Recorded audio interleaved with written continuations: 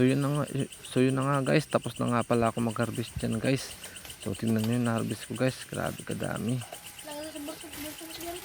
So bali hakutin ko na nga to guys, papunta sa aking tricycle guys. Bali dinalahan ko na nga ng tricycle para hindi na ako masyadong mapagod.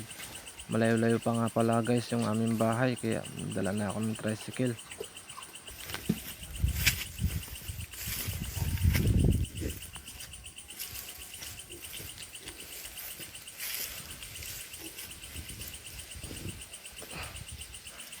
Grabe, pagod, init.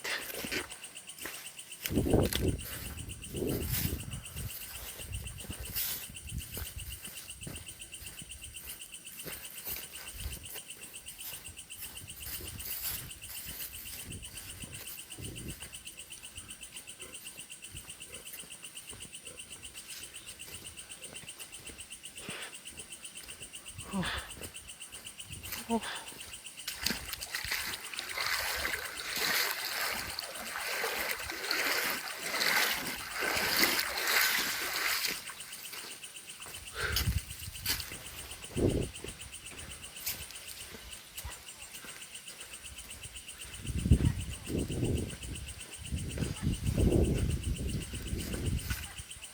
Bali ako nga lang pala isa naghahakot dyan guys, kaya ngayon medyo pagod tayo guys. Bali nga pala guys, pagdating ko sa bahay nito guys, pipilian ko pa to. Dihiwalay ko pa yung mga good size at mga second class guys, yung mga reject pa. So pagkatapos ko nga to pilian guys, ay hugasan ko pa to. Pagkatapos ko hugas guys, ay ilalagay ko na siya sa plastic. Bali ganyan nga palang proseso ng mga pagtatanim ng mga gulay guys. Kailangan mo dagdagan ng sipag at tiyaga mo guys.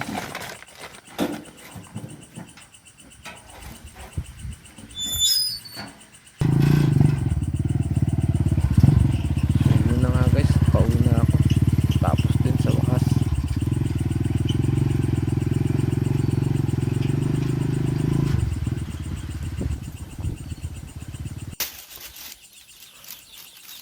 So pagdating ko sa bahay guys, hinugasan ko na agad at nilagay ko na sa plastic guys.